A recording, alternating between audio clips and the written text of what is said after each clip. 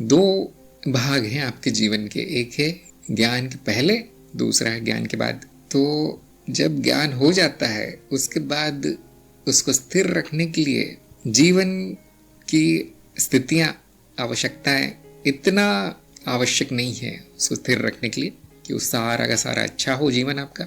वहां पे ऊपर नीचे होता रहेगा जीवन ज्ञान होने के बाद, लेकिन ज्ञान स्थिर रह सकता है। कभी कभी ऐसा लगेगा 5 मिनट के लिए सब चला गया, क्योंकि वो उत्तरजीविता का इतना दबाव आ जाता है कभी कभी, तो फिर आ जाता है। उसको उसमें कोई बहुत बड़ी बुराई नहीं है, हमको कोई मेडल तो देने नहीं वाला हमेशा ज्ञान में रहने के लिए।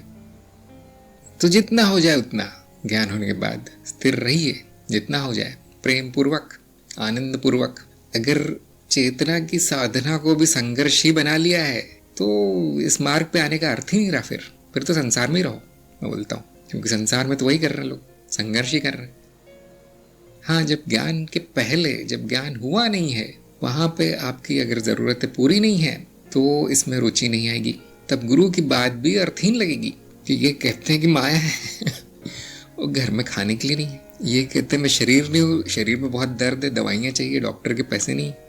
अब ज्ञान का कोई काम नहीं है यहाँ पे, होगा भी नहीं ऐसे आदमी को ज्ञान, उसकी रुचि ही नहीं होगी उसमें। और वो गुरु के पास भी वो ज्ञान के लिए नहीं आएगा, वो किसी चमत्कार के लिए आएगा कि आप बहुत बड़े गुरु हैं, हमने सुना है, वो देवी देवताओं तक आपकी पहुंच है, तो मेरा भी कुछ कर दीजिए। इस कारण से वो आता है गुरु के पास, ज्ञान के लिए नहीं आता कोई।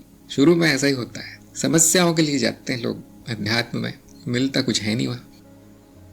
तो जब आपकी मूलभूत आवश्यकताएं पूरी हो जाती है तो बुद्धि को थोड़ा सा मौका मिलता है, मानसिक शांति थोड़ी सी मिलती है उसको, कि अब धर्म कर्म आत्मा परमात्मा देखा जाए थोड़ा। कभी कभी मनुष्य के लिए केवल आवश्यकता पूरी करना ही जीवन नहीं होता, उसकी और भी इच्छाएं होती है। आवश्यकता तो आपकी थोड़ी सी है, मनुष्य की आवश्यकता बहुत कम है, वो बहुत जल्दी पूरी हो जाती है, लेकिन उसकी इच्छाएं बहुत ज्यादा है। जो अनावश्यक है वो 90% है मनुष्य के जीवन में, आवश्यक 10% है। तो वो भी हो जाए, जब इच्छाएं भी करीब करीब पूर्ण हो जाए, तो बुद्धि को थोड़ा मौका मिलता है कि अब मैं देख लूं कि ये जीवन क्या है, मैं क्या हूं, और ये गुरुजन बड़बड़ाते रहते हैं, पता नहीं सिर के ऊपर से जाता है, वो क्या है। अब सांस लेने का मौका मिलता है उस व्यक्ति को, तब वो ज्ञान की तरफ आता है, तब उसकी रुचि बनती है, तब वो पठन पाठन लेखन सत्संग में रुचि लेता है। तो ज्ञान नहीं हुआ तब तक उत्तरजीविता जरूरी है, बहुत जरूरी है, वो होना चाहिए, नहीं तो कभी नहीं होगा ज्ञान। अगर उसको जबरदस्ती पकड़ के दे भी दिया जाए कि ये लो सारा ज्ञान, सारी सृष्टि का, सारे ब्रह्मांड का ज्ञान ये है एक पेज में, इसको अब साक्षी भाव में रहो, अगले दिन वो दिखाई भी नहीं देगा, व्यक्ति भाग जाएगा, क्योंकि ऐसे व्यक्ति के लिए ज्ञान बहुत डरावना है, सब कुछ शून्य है। अब वो कभी नहीं आएगा आश्रम में कभी नहीं आएगा गुरु के पास, बोलेगा हाँ मेरी जेब में शून्य पैसे है, मेरा बैंक बैलेंस शून्य है, आपको कैसे पता चला, इतना ही समझ पाएगा वो उसके लिए वही यथार्थ है। तो जब पेट भर जाए, इच्छाएं शांत हो जाए, फिर वो इस जीव को सांस लेने देती है, फिर गुरु की बात पल्ले पड़ती है, और ज्ञान होने के बाद सब बराबर है, फिर जीवन जैसा चल रहा है बिल्कुल सही है। फिर उसमें उतार चढ़ाव रहेगा, द्वैत है, जीवन पूरी तरह से द्वैत में चलता है, लेकिन उसका दृष्टा स्थिर रहता है, और इस दृष्टा का प्रकाश ही इस जीव को फिर शांत बना देता है। फिर वो द्वैत में होकर भी शांत है, आनंद है, प्रभावित होकर भी अप्रभावित है। इसलिए आपने देखा होगा ज्ञान मार्ग में हंस हर जगह आ जाता है, सफेद हंस। ऐसा नहीं कि वो पानी में नहीं उतरेगा हंस, उसका तो जीवन ही पानी में है, उसका तो भोजन ही पानी में है। वो ऐसा नहीं कि उसके ऊपर पानी के छींटे नहीं आएंगे, कीचड़ के छींटे नहीं आएंगे, ऐसा नहीं है, वो टाला नहीं जा सकता, लेकिन उसके पंखों पे कुछ भी नहीं टिकता, कुछ भी नहीं चिपकता, विरक्त है वो, विरक्त। और ये ज्ञान के बाद ही होता है, पहले नहीं हो सकता। ये कल्पना करना बहुत आसान है कि दुखदाई घटनाएं प्रभावित नहीं करेंगी, किसी की मृत्यु हो जाती है, ज्ञानी कोई फर्क नहीं पड़ता, उसकी नौकरी छूट जाती है और खुश होता है कि चलो कोई अच्छी नौकरी मिलेगी, इस झंझट से छुट्टी हो गई, आराम करता हूँ। उससे घर परिवार नष्ट हो जाता है, चैन की नींद सोता है उस दिन वो। तो ये कल्पना करना आसान है कि हाँ दुखदायी घटनाओं का, जिनको आम जनता दुखदायी कहती है, उसका कोई प्रभाव नहीं पड़ेगा, ज्ञान हो गया है। लेकिन मजे की बात यह है कि जो अच्छी घटनाएं हैं, सुखदायी घटनाएं हैं जीवन की, उसका भी प्रभाव नहीं पड़ता। बहुत से लोग सुन के घबरा जाएंगे, अरे मैं तो यहाँ सुख के लिए आया हूँ, मैंने तो सोचा था यहाँ आनंद ही आनंद है, ऐसा बोलते हैं लोग। नहीं, आनंद का अर्थ होता है शांति, विरक्ति, स्थिरता, वृत्तियों के चलते हुए भी उनका अर्थहीन हो जाना, असरहीन हो जाना। जैसे वेदांत में उपमा दी गई है कि जली हुई रस्सी रस्सी जैसी दिखती है, उसकी राख अगर आप देखें तो रस्सी के रूप में ही है, लेकिन वो बांध नहीं सकती। ऐसे ही ज्ञान होने के उपरांत सारी वृत्तियां चल रही है, शरीर चल रहा है, संसार चल रहा है, सब कुछ, कोई असर नहीं होता, अच्छा ना बुरा। तो जो लोग दुखों से मुक्ति चाहते हैं, हाँ गारंटी है मुक्ति, लेकिन कोई सुख भी नहीं है, कोई सुख नहीं मिलता अध्यात्म में, शांति शांति मिलती है। और अहम की दृष्टि से देखी जाए तो ये शांति नीरस है, क्योंकि अहम को तो वृत्ति पसंद है। जैसे लोग होते हैं ना, चुप नहीं बैठ सकते, कुछ ना कुछ नाटक शुरू कर देते हैं, ऐसे ही अहम है, उसको शांति पसंद नहीं है। तो ज्ञानी का भी नाटक चलता रहता है, कुछ ना कुछ खेल, माया, लीला, प्रपंच चलता रहता है। और कुछ लोग हैं उनमें से, वो जानते हैं इस मनो शरीर में ऊर्जा है, वो चुप नहीं बैठेगा, शांति पसंद नहीं उसको, मैं शांत हूँ इतना काफ़ी। तो वो इस यंत्र को कार्य में लगा देते हैं। फिर वो हंस जानबूझकर पानी में कूद जाता है, वहाँ से कुछ मोती उठा के लाता है, और ऐसे जीव का नाम है गुरु। ज्ञान मार्ग में भी बहुत से लोग बहुत महत्वाकांक्षी है, उनकी उम्मीदें बहुत है ज्ञान मार्ग से कि मेरे जीवन में बुरा बुरा बुरा काल आते जा रहा है, ज्ञान होने के बाद अच्छा आ जाएगा। क्या ये ज़रूरी है? ऐसा कुछ नहीं होता। कोई बात नहीं, बुरा आएगा लेकिन मैं शांत और स्थिर रहूँगा, क्या ये ज़रूरी है? ऐसा भी नहीं होता। हो जाए तो ठीक है, नहीं तो कोई बड़ी बात नहीं। तो कोई आशा ना करना विरक्ति है, सच्ची विरक्ति। कोई आशा ना रखना, कोई उम्मीद ना रखना, क्योंकि जो आशा करता है वो अहम है, अहम भाव है कि मेरा साक्षी भाव 24 घंटे रहता है। ये मेरा मेरा कहने वाला भी तो अहम है, उसको रहने दो जितने घंटे रहता है, आराम करो बाकी घंटे, क्यों पीछे पड़े हो उसकी बेचारी चेतना के, वो आना नहीं चाहती, तुम क्यों बुला रहे हो मजे लो जीवन के। वैसे ऐसा कहा नहीं जाता, क्योंकि आप सब लोग साधना छोड़ दोगे अगर ऐसा कहूँ तो, लेकिन उस साधना में आनंद होना चाहिए, संघर्ष नहीं। आनंद बहुत महत्वपूर्ण है। देखिए, ये सब तर्क वितर्क, तकनीकें, विधियां, साधनाएं बेकार है, आनंद महत्वपूर्ण है। गुरु को सुनकर आनंद नहीं आ रहा तो गुरु नहीं है, भले वो कितनी भी लोक पर लोक की बड़ी बड़ी फेंकता रहता है सत्संग में, गुरु नहीं है आपका वो। जबकि गुरु कुछ नहीं, रोज की कहानी सुना रहे हैं, चुटकुले सुना रहे हैं, आप आनंद में हैं, संगत में, अब वो सही गुरु है। अब आपकी साधना अपने आप ही हो रही है। ऐसे ही मार्ग में चलने में आनंद नहीं आता तो वो मार्ग नहीं है वो आपका मार्ग नहीं फिर। और ऐसे ही साधना में आनंद नहीं है, गलत साधना है, फिर वो कुछ दोष आ गया उसमें। तो मैं कैसे देखता हूँ आप लोगों की प्रगति हो रही है या नहीं, आपकी बेचैनी, आपकी चिंता, आपका संघर्ष जीवन का, सब शांत हो जाता है। फिर मैं नहीं पूछता कितने घंटे साक्षी भाव है, हमें क्या करना है, कितने घंटे है। जैसे कई लोग पूछते ना, पता नहीं ये मृत्यु के बाद चेतना होगी या नहीं, अगले जन्म में मुझे याद रहेगा या नहीं, आप गुरु मिलोगे या नहीं, आप कोई और मिलेगा या नहीं मुझे गुरु, कहाँ गया आनंद वहाँ क्या ये आनंद है? क्या यहाँ ज्ञान है? ये वही वृत्ति चल रही है। अभी तक जो वृत्ति संसार में चल रही थी वही अध्यात्म में चल रही है। पता नहीं मुझे तनख्वाह मिलेगी या नहीं, पता नहीं मेरा प्रमोशन होगा या नहीं, पता नहीं सही जगह शादी होगी या नहीं, ऐसा ही वहाँ यहाँ भी चल रहा है। या फिर ऐसे लोग आ जाते ना, श्लोक फेंक के मारते हैं किसी किताब में से उठा के, आपने ये बोला था लेकिन यहाँ ये लिखा है, मतलब आपने गलत बोला है। तो मैंने कहा बेटा तुरंत तेरा तो जीवन ही नष्ट हो गया, बर्बाद हो गया।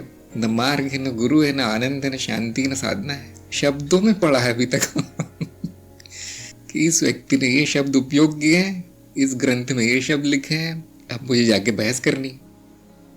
तो मैं कैसे जानता हूँ कि प्रगति हो रही है किसी की? बहुत आसान है, तो खुश रहता है व्यक्ति। आप चिंता मत कीजिए, ज्ञान से आपकी रुचि या जो इच्छाएं हैं, जिसको आपने आग कहा है, इच्छा शक्ति, वो अंत नहीं होती, शांत होती है, अंत नहीं होती। मतलब व्यक्ति बावले की तरह भागना बंद कर देता है, सीधा जाता है, सीधा अपनी इच्छाओं की पूर्ति के पीछे जाता है, वो आराम से जाता है। तो क्या मैंने सब कार्य बंद कर दिए क्योंकि हाँ भाई मुझे तो सारा ज्ञान हो गया, क्या ऐसा मान कर मैंने क्या सब बंद कर दिया? सभी लोग जानते हैं, जो मुझे 1-2 साल से सुनते आ रहे हैं, रोज काम दुगना हो जाता है दिन में पहले मेरे 8 घंटे हुआ करते थे, अब फिर 16 हो गए, फिर 24 हो गए, अब 48 घंटे का दिन है। ये आग कहाँ से आ गई? तो क्या आनंद चला गया है? क्या सरलता चली गई? नहीं, वो सब है। जिस कार्य के लिए व्यक्ति ने जन्म लिया है वो पूर्ण होकर रहेगा। हाँ, शांति से होगा, हंसी मजाक में होगा, उसमें वो भारीपन, वो गंभीरता और वो एक बोझ नहीं रहेगा। बस क्या हो गया है कि मनुष्य को या व्यक्तियों को जब तक टेंशन ना हो वो उसको कर नहीं पाते उस कार्य को। सभी जानते हैं, परीक्षा की जो तारीख है उसके एक दिन पहले उनकी चिंता इतनी बढ़ जाती है कि हाँ पढ़ लेना चाहिए, सोचते हैं।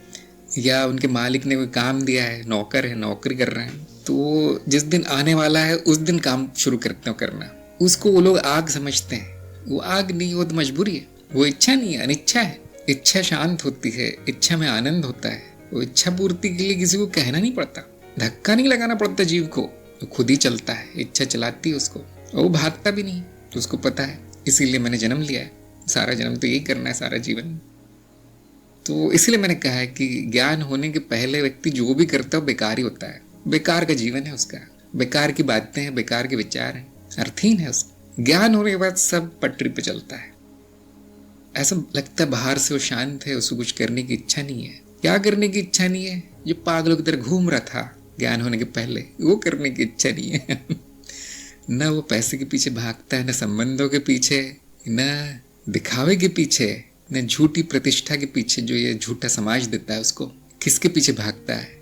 जो उसका पहला प्यार है, जो उसको करने में आनंद आता है, ठीक वो पकड़ता है वो फिर संसार ना होने के बराबर है। पहले मिथ्या है, लेकिन ज्ञान होने के बाद उसका महत्व घट जाता है।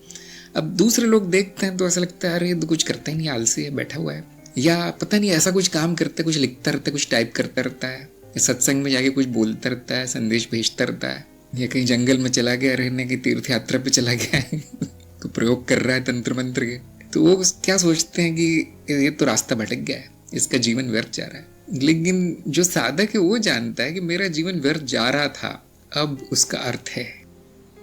जिसके मन में इच्छा आ गई कि मुझे ज्ञान चाहिए, कृपा बरस जाएगी आप पे, ये बात तय है। छाता बंद कर लीजिए, बाकी सब अपने आप हो जाएगा। द्वार खोल दीजिए, कृपा अंदर आ जाएगी। इच्छा होना जरूरी है साधक में, मुमुक्षत्व होना जरूरी है। सभी लोग ज्ञान से ही शुरू करते हैं। मैं कोई ज्ञान लेके पैदा नहीं हुआ था, काफी संघर्ष।